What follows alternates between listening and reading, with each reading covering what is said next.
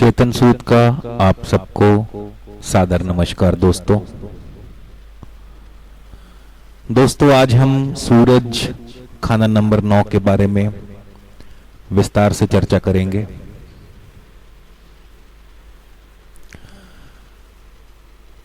तो जैसा कि आप अपने सामने चित्र में देख सकते हैं, तो जिनका भी सूरज खाना नंबर 9 में विराजमान हो, उनके लिए पंडित जी ने बताया है कि ऐसे व्यक्ति सबसे पहले तो लंबी उम्र के मालिक होंगे, दीर्घायु होंगे, भरे पूरे परिवार के मालिक होंगे, उनका परिवार भरा पूरा होगा, खुशहाल होगा। ऐसे व्यक्ति उत्तम परवरिश अपने जीवन में पाते हैं, अर्थात उनकी परवरिश बहुत ही उत्तम ढंग से हुई होती है।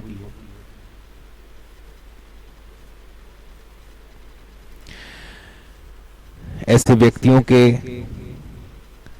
जन्म लेने पर उनके कुल खानदान, उनके परिवार का जो भी अशुभ समय होता है वो इनके जन्म के पश्चात खत्म हो जाता है।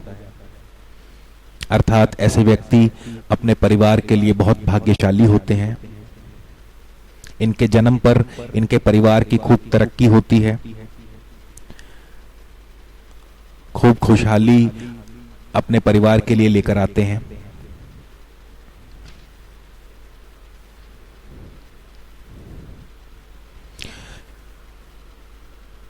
ऐसे व्यक्ति बढ़ते हुए परिवार के मालिक होते हैं, अर्थात इनका परिवार दिन दूनी रात चौगुनी तरक्की करता है और ये भी अपने पोते पड़पोते उन सबको सुखी और खुशहाल देखकर ही इस दुनिया से विदा लेते हैं। ऐसे व्यक्ति बहुत ज्यादा परोपकारी होते हैं, अपने परिवार अपने खानदान की परवरिश करने वाले होते हैं, उनके हर सुख दुख में उनके साथी बनते हैं, तन मन धन से अपना सब कुछ अपने परिवार के लिए न्यौछावर कर देते हैं और बदले में कोई भी इच्छा नहीं रखते। ऐसा व्यक्ति कभी रोटी से भूखा नहीं मरता। दोस्तों सूरज खाना नंबर 7 माफ कीजिए, सूरज खाना नंबर 9 वाला व्यक्ति अपनी 7 पुश्तों तक को तार देता है। उनका पोषण करने वाला, पालन करने वाला और उनका मददगार होता है। एक विशेष बात, ऐसे व्यक्तियों को ईश्वर की तरफ से इनके हाथों में कोई ना कोई शफा या कोई ना कोई बरकत जरूर होती है और ये बीमारों में भी, मुर्दों में भी जान डाल देते हैं। चाहे फिर ये स्वयं डॉक्टर या हकीम हो या ना हो, मगर इनके हाथों में बहुत शिफा होती है। इनके बहन भाई, इनकी औलाद सब उत्तम और नेक फल देने वाली होती है। गृहस्थ सुख हो सकता है कि जरूर थोड़ा सा हल्का हो, मगर विद्या उत्तम फल देती है, अर्थात विद्या से धन लाभ अर्जित करते हैं। तो ये था दोस्तों सूरज खाना नंबर 9 का साधारण फल। आइए अब सूरज खाना नंबर 9 के अन्य ग्रहों और भावों से बनने वाले विशेष योगों के बारे में थोड़ी चर्चा करें।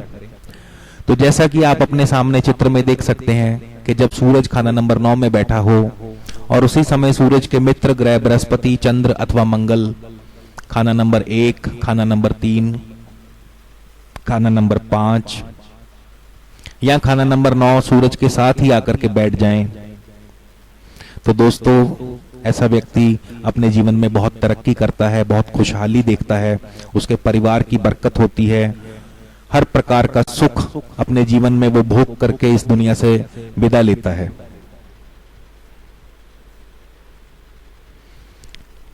खास करके उसके पिता या उसके बुजुर्ग किसी न किसी सरकारी ओहदे पर जरूर होते हैं, सरकारी नौकरी पर जरूर विराजमान होते हैं। ऐसे व्यक्ति का जो अधिकतर खर्च है वो उसके परिवार के कामों में ज्यादा लगता है। उसकी औलाद भी नेक और तरक्की करने वाली होती है। इसी प्रकार दोस्तों सूरज खाना नंबर 9 के समय यदि बुध सामुद्रिक कुंडली के आधार पर या वर्षफल के आधार पर खाना नंबर 5 में विराजमान हो तो ऐसे व्यक्ति की किस्मत जो है वो अमूमन जवानी में उसका साथ देगी, अर्थात 34 साल उम्र के बाद ऐसे व्यक्ति की किस्मत जो है रोशन होगी।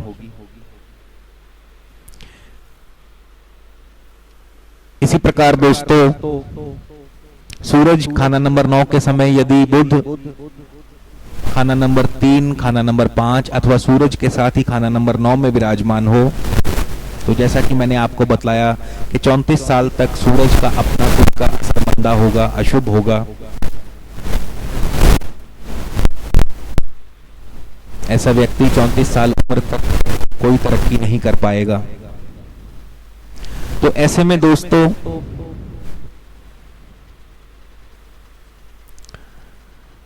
घर में उपाय के तौर पर आप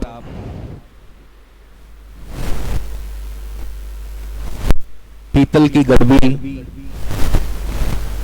और उसमें मीठा अथवा दूध डालकर आप घर में स्थापित कर सकते हैं, या पीतल के किसी भी बड़े बर्तन में आप मीठा या दूध डाल करके आप घर में स्थापित करें।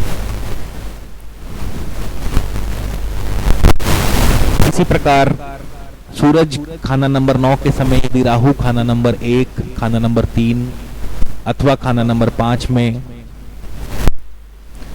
बैठा हो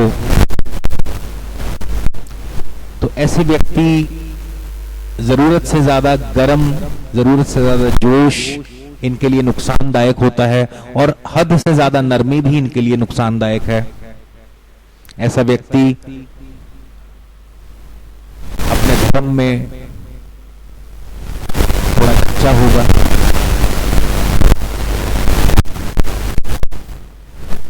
ऐसा व्यक्ति मुफ्तखोर होगा और एक अयाशी पट्टा होगा। तो मेरी हिदायत है कि यदि आपका सूरज खाना नंबर 9 में है तो इन सब बातों से, इस प्रकार के आचरण से बचें। इसके साथ ही दोस्तों सूरज खाना नंबर 9 वालों के लिए मैं खास तौर पे बताना चाहता हूं कि चंद्रमा की चीजें, खासकर चांदी, मोती, चावल, चीनी आदि, इनका अपने जीवन में कभी भी किसी से दान न लें, कभी किसी से मुफ्तखोरी ना करें, यानी फ्री गिफ्ट आदि कभी किसी से जीवन में ना लें। तो सूरज आपका सदैव आपके जीवन में उत्तम फल प्रदान करता रहेगा, आपकी तरक्की होगी, आपकी उन्नति होगी, ईश्वरीय कृपा आप पर बनी रहेगी। तो इसी के साथ आप सबसे विदा लेता हूं। नमस्कार, धन्यवाद।